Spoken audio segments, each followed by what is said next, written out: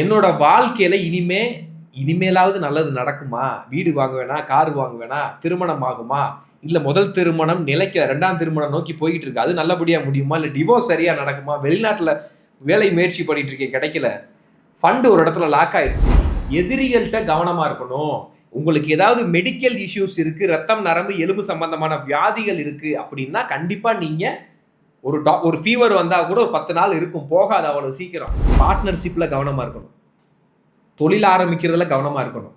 வெளிநாட்டுல யாராவது காசு கொடுத்தா நான் வேலை வாங்கி தரேன்னு சொன்னா அதுல கவனமா இருக்கணும்.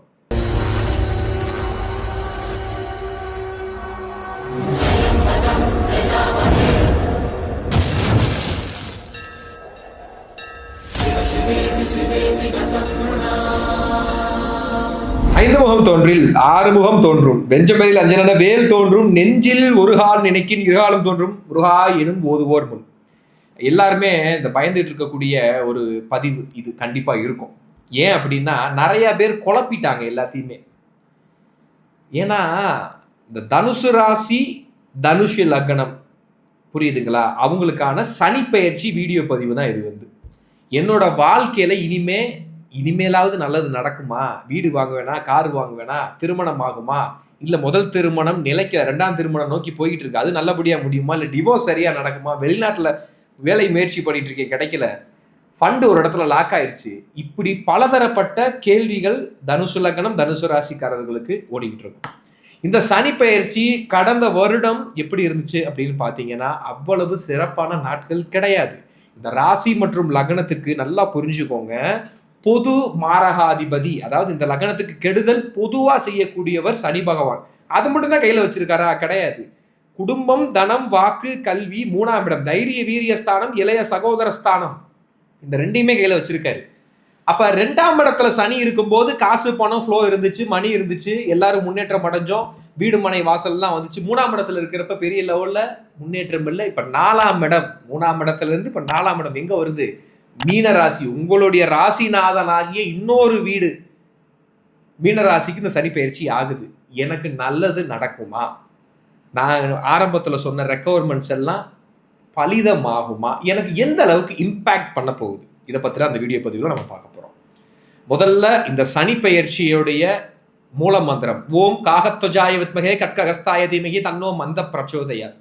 எல்லாரும் வாரம் சனிக்கிழமை மறக்காம 8 எல்வலுக்கு சனி பகவானுக்கு சாத்தி இந்த மந்திரத்தை 48 தடவை பிரயோகம் பண்ணுங்க.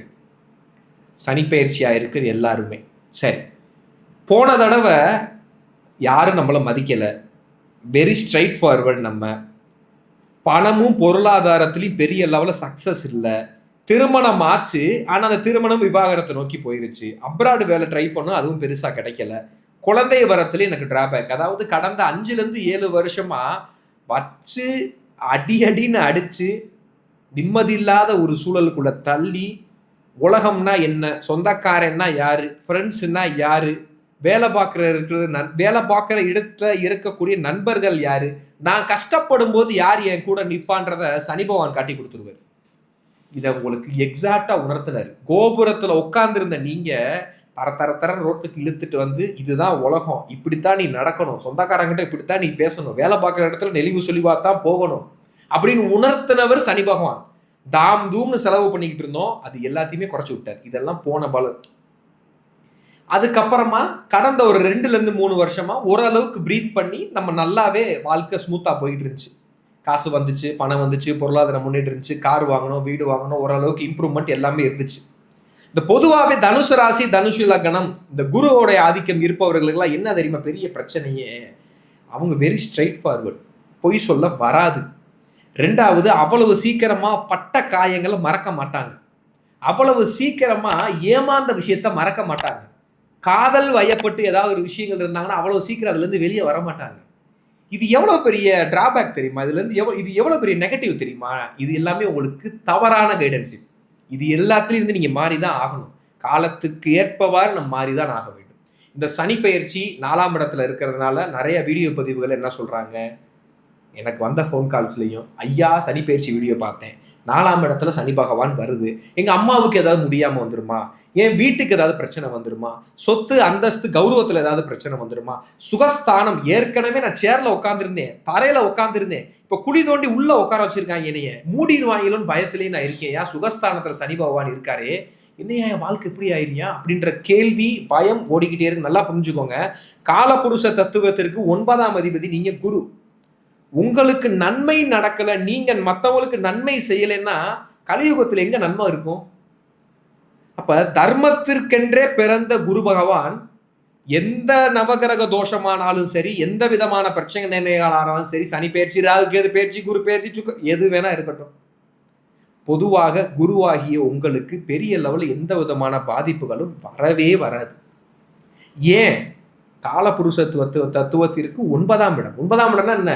பாக்கியம் செஞ்சு வந்தவங்க நீங்க. அவ்வளவு சீக்கிரம் தனுசு ராசி, தனுசு லக்னம், மூல நட்சத்திரம், பூராடம் இந்த மாதிரியான விஷயங்கள்லாம் பிறக்க முடியாது. அப்ப அதுல ஒருத்தவங்க பிறந்திருக்காங்கன்னா போன பிறவியில் அவ்வளவு புண்ணியம் பண்ணியிருக்காங்கன்னு அர்த்தம். சரி, பலனுக்கு வருவோம். 4ஆம் இடத்துக்கு சனி போறாரு. எனக்கு என்ன கெடுதல் செய்ய போறாரு? ஒரு சில கெடுதல்கள் செய்யறாரு. ஒரு சில கெடுதல்கள். அது என்ன மாதிரியான கெடுதல்கள் அப்படின்னு பாத்தீங்கன்னா, சனி இருக்கும் இடத்தை விட பார்க்கும் பார்வைக்கு பலன் அதிகம். நல்லா புரிஞ்சுக்கோங்க பாயிண்ட. அப்ப 4ஆம் இடம் சுகஸ்தானத்தை அவர் கெடுக்க மாட்டாரு. அம்மாவுக்கு பிரச்சனையை தரமாட்டாரு. வீடு மனை வாசல் சொத்து பேங்க் பேலன்ஸ்ல பிரச்சனையை தரமாட்டாரு. அவருடைய பார்வை என்று அழைக்கக்கூடிய 6ஆம் இடம் ருணரோக சத்துருஸ்தானம், எதிரிகளை வீழ்த்தக்கூடிய ஸ்தானம், சுக்கிரனுடைய வீடு அவர் பார்வை செய்யறதுனால எதிரிகள்கிட்ட கவனமா இருக்கணும். உங்களுக்கு ஏதாவது மெடிக்கல் இஷ்யூஸ் இருக்கு, ரத்தம் நரம்பு எலும்பு சம்பந்தமான வியாதிகள் இருக்கு அப்படின்னா கண்டிப்பா நீங்க ஒரு ஃபீவர் வந்தா கூட ஒரு 10 நாள் இருக்கும், போகாது அவ்வளவு சீக்கிரம். இனி வரக்கூடிய காலகட்டத்தில் மழை காலகட்டமா இருந்தாலும் வெயிலா இருந்தாலும் அதை நியூட்ரலைஸா தண்ணி, ஏன்னா தண்ணி நிறைய நீங்க குடிக்க மாட்டீங்க, அது ஒரு சிக்கல் இருக்கு. ஏன்னா சந்திரன் உங்களுக்கு பாதக அதிபதி இல்ல, தண்ணி அதிகமா நார்மல் வாட்டர் ட்ரிங்க் பண்ண மாட்டீங்க. அப்ப 6ஆம் இடம் ருணரோக சத்துருஸ்தானம், எதிரிகளை குறிக்கக்கூடிய ஸ்தானத்தை சனியுடைய பார்வை விழுகிறதுனால எதிரிகள், நோய், கடன், இது 3மே நிச்சயமான முறையில் நீங்க சந்திச்சே தீரணும். அதுல எந்த மாற்றமும் கிடையாது. அதுக்கப்புறம் அவருடைய பார்வை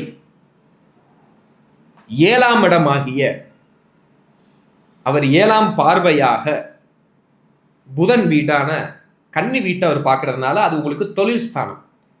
அப்ப தொழில்ல மாற்றம் ஏற்படுமா? வெளிநாட்டுக்கு நான் போகலாமா? புதுசா தொழில் ஆரம்பிக்கலாமா? பார்ட்னர்ஷிப்ல நான் செய்யலாமா? ஏன்னா அது கர்மஸ்தானம், தொழிலை குறிக்கக்கூடியது, வருமானத்தை குறிக்கக்கூடியது.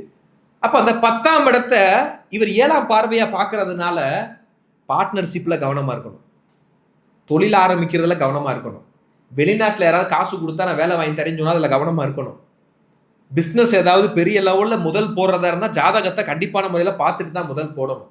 இது போக கர்மஸ்தானம் இருக்கிறதுனால உங்கள் வீட்டில் யாருக்காவது கண்டக சனி ஓடுச்சுன்னா, அவங்க குலதெய்வம் அனுகிரகம் யாராவது இல்லாமல் இருந்து மெடிக்கலில் ரொம்ப நாளாக பாதிச்சிருந்தாங்கன்னா கர்மம் செய்ய வேண்டிய நிலைமை வரும். கர்மம்னா புரியுதா? கொல்லி வைக்கிற நிலைமை. என்னடா நெகட்டிவாக பேசுறேன்னு நினைக்க வேண்டாம். கர்மஸ்தானாதிபதி அந்த வேலையை செய்வார். அப்ப வேலை மாற்றம் நான் செய்யலாமான்னு கேட்டா உறுதியா நீங்க செய்யலாம். தொழில் மட்டும் கவனமா ஆரம்பிக்கணும். பார்ட்னர்ஷிப்பை கவனம், உங்களுக்கு பார்ட்னரே ஆகாதுங்க, அந்த விஷயத்தில் கவனமா இருக்கணும். வெளிநாட்டுக்கு நான் போறேன், காசு கொடுக்கலாமா, இந்த வேலை எனக்கு நடந்துருமான்னு கேட்டா அதுல கவனமா இருக்கணும். சரி, இது ரெண்டை கூட விட்டுருங்க. 10ஆம் பார்வையாக உங்க லக்னத்தையே பார்க்கிறாரு தெரியுமா? இங்கதான் ஒரு முக்கியமான ஒரு சிக்கல் இருக்கு.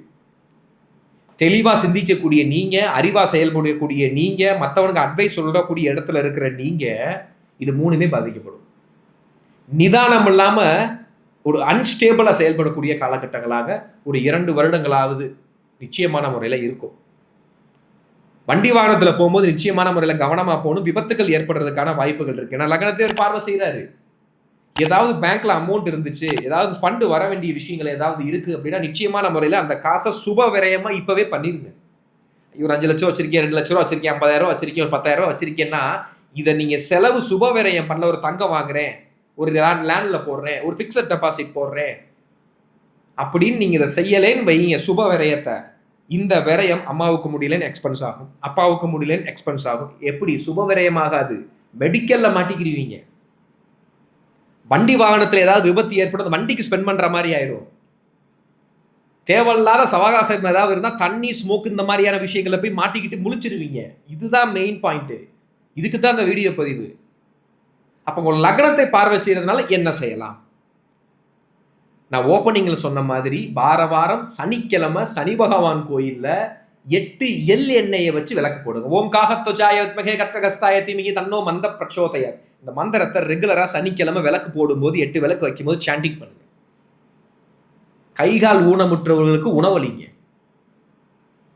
இதோட முக்கியமாக காக்கா, அவங்க அந்த அதிபதி சொல்லக்கூடிய சனி பகவானுடைய வாகனமாகிய அந்த காக்கைக்கு உணவு வைங்க. முதியோர்களுக்கு உதவி செய்யுங்க. இதெல்லாம் செஞ்சா நான் சொன்ன இந்த 3 பிரச்சனை வராது. சரிங்க, பாசிட்டிவா சொல்லுங்க, என்ன நடக்கும்? இந்த பாசிட்டிவ்ன்றது என்ன விஷயம் தெரியுமா? ஆல்ரெடி ரொம்ப தெளிவாயாச்சு, இன்னமும் தெளிவாயிருவீங்க. இன்வெஸ்ட்மெண்ட்ல ரொம்ப தெளிவாயிருவீங்க. வாழ்க்கைனா என்னன்றதே 25 வயசுக்குள்ள 30 வயசுக்குள்ள தெரிஞ்சிடும். இந்த சனி முத சுத்து சுத்துறவங்களுக்கு, 2ஆம் சுத்து சுத்துறவங்களுக்கு தான் சிக்கல். அப்ப இந்த மாதிரியான அந்த சனி பெயர்ச்சி இருக்கிறதுனால பொதுவாகவே உங்க ஜாதகத்துக்கு முதல் தாரம் நினைக்கிறதுல சிரமம் இருக்கு. எவ்வளவு காசு பணம் வந்தாலும் பாக்கெட்ல தங்குறதுல செலவு பண்ணிடுறோம். நம்ம மற்றவனுக்கு உதவி செஞ்சோம், இன்னைக்கு நாம போய் ஒரு உதவின்னு ஒரு இடத்துல கேட்டு நிற்கும் போது உதவி வர மாட்டேங்குது. காரணம் அனுபவம். அனுபவப்பட்டு இன்னும் நீங்க திருந்தல.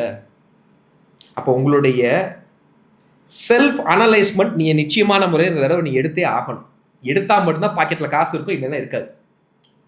இது போக உங்களுடைய ஜாதகத்துல சனி தசை ஓடுதா, சனி என்ன சார வாங்கியிருக்காரு, உங்களுடைய டைம் எப்படி இருக்கு, குழந்தை பாக்கியம் இல்லையா, திருமணம் இல்லையா, நோய் எதிரி கடன் அதிகமாயிருச்சான்றத, சனி எந்த இடத்துல உட்கார்ந்துருக்காருன்றதை பார்த்து அனலைஸ் பண்ணிட்டு அதுக்கு தகுந்த மாதிரியான மூல மந்திரங்கள் கொடுத்து ஹோமம் வளர்த்து முருகன் அருள் பாலிக்காத இடங்களே கிடையாது.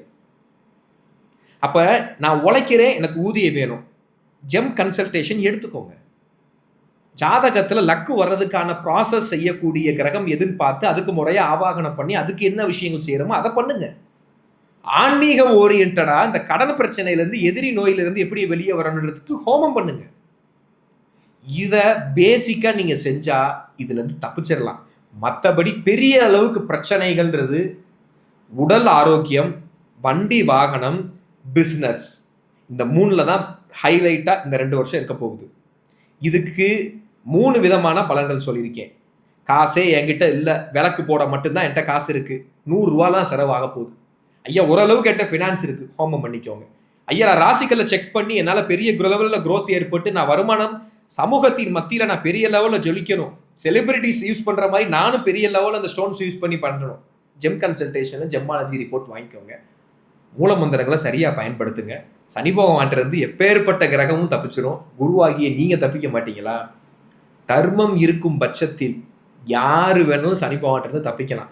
தர்மத்துடைய மொத்த சொரூபம் என்று அழைக்கக்கூடிய குருவுக்கெல்லாம் குரு என்னப்பன் முருகன், அவனை சரணாகதி அடைவதும், குருவாகிய நீங்கள் இந்த சனி பயிற்சியில நிச்சயமான முறையில் இந்த பாதிப்புன்ற சொல்ல விஷயத்த விளக்கு மூலியமாகவும், ஹோமம் மூலியமாகவும், ரிங்ஸ் மூலியமாகவும், ஜெம் ஸ்டோன்ஸ் மூலியமாகவும் தப்பிச்சு மேலே வருவதற்கு செல்லப்பிரபுவின் வாழ்த்துக்கள். நன்றி.